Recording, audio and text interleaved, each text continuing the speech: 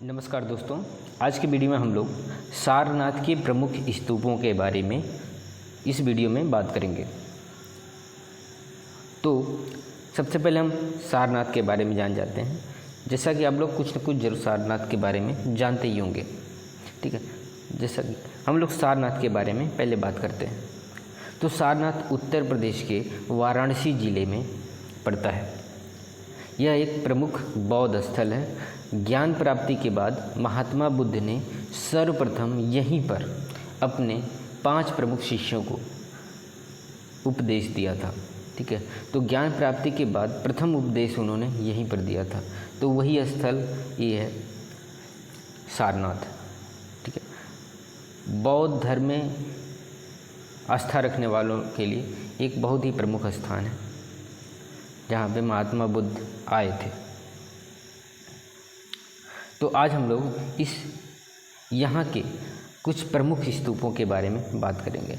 यहाँ पर स्तूप तो 100 से भी अधिक हैं, पर उनमें से कुछ ऐसे स्तूप हैं जो काफ़ी प्रमुख हैं। तो हम लोग उनके बारे में आज बात करेंगे, ठीक है।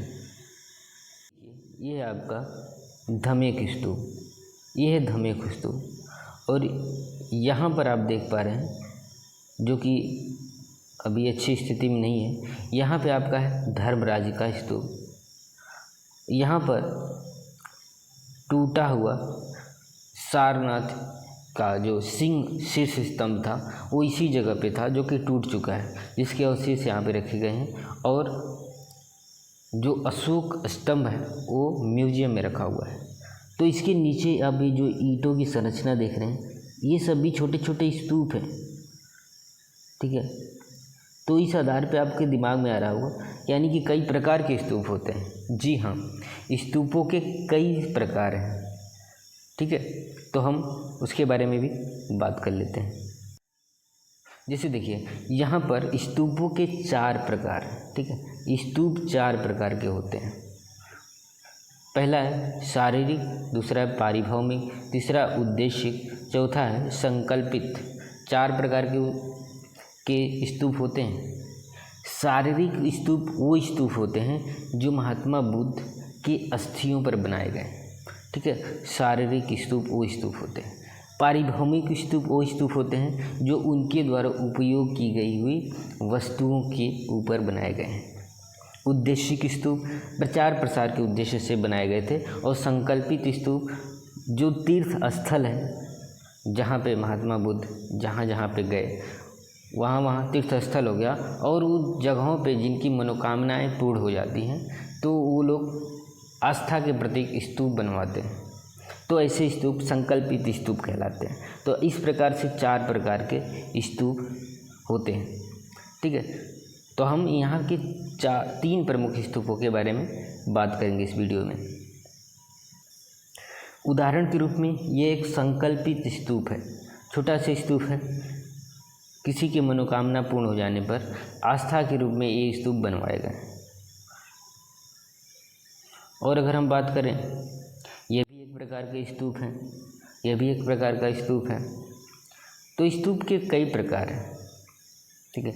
लेकिन हम यहाँ के कुछ प्रमुख स्तूपों के बारे में ही बात करेंगे, जिसमें से 3 प्रमुख स्तूप हैं।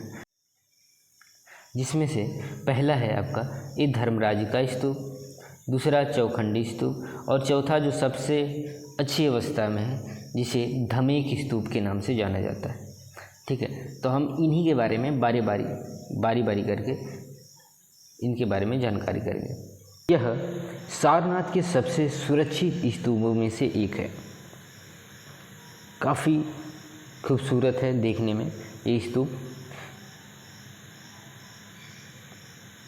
बौद्ध धर्म के अनुयायी इस स्तूप की परिक्रमा हेतु हजारों की संख्या में, लाखों की संख्या में हर वर्ष यहाँ पहुँचते हैं। यह स्तूप मौर्य काल से लेकर गुप्त वंश तक इसमें कुछ न कुछ बदलाव होते रहे हैं, ठीक है। तो ये स्तूप आज हमारे सामने दिख रहा है। सारनाथ के सबसे सुरक्षित स्तूपों में से एक है।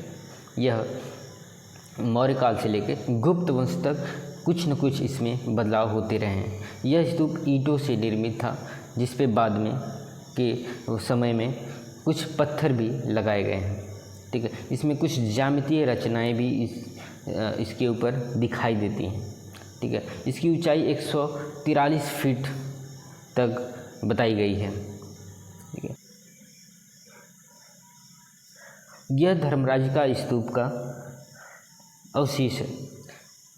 यहाँ किसी समय में स्तूप था, काफ़ी बड़ा स्तूप था, जिसे धर्मराज का स्तूप के नाम से जाना जाता है। ठीक है, एक इसी नाम से पाकिस्तान में भी एक स्तूप है। तो ये सारनाथ का धर्मराज का स्तूप है। अगर इस स्तूप के बारे में बात करें तो ये 3री शताब्दी से लेके 3री शताब्दी ईसा पूर्व से लेके 8वीं शताब्दी तक इसमें कार्य हुए हैं। ठीक है, यह भी सारनाथ का एक प्रमुख स्तूप है। अशोक के समय में ये स्तूप बना था। 6-7 बार अलग अलग समय में इसके ऊपर कुछ न कुछ कार्य हुए। ठीक है, ये भी प्रारंभिक समय में ईंटों से ही बना हुआ था। 1794 ईस्वी में जगत सिंह द्वारा किया गया था। ठीक है, इसकी खोज 1794 में बाबू जगत सिंह द्वारा किया गया था और वर्तमान समय में इसके अवशेष ही बचे हैं। इसके अलावा हम यहाँ पर एक चौखंडी स्तूप के बारे में बात करेंगे।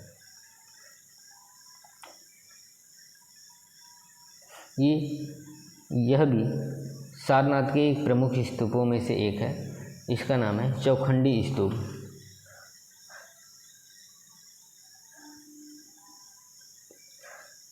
इसके समय को लेके कई अलग अलग किताबों में अलग अलग समय मिलते हैं। कुछ किताबों में इसे मौर्य काल बताया जाता है, कुछ किताबों में इसे 4वीं शताब्दी ईस्वी का समय यानी कि गुप्त वंश के समय का माना जाता है। इसे त्रिवेदी का स्तूप भी कहा जाता है। ये सारनाथ में स्थित है और यह स्तूप भी ईंटों का ही बना हुआ था। इसकी सबसे बड़ी विशेषता है इसके ऊपर बनी हुई अष्टपहल बुर्जी। यह बुर्जी माना जाता है कि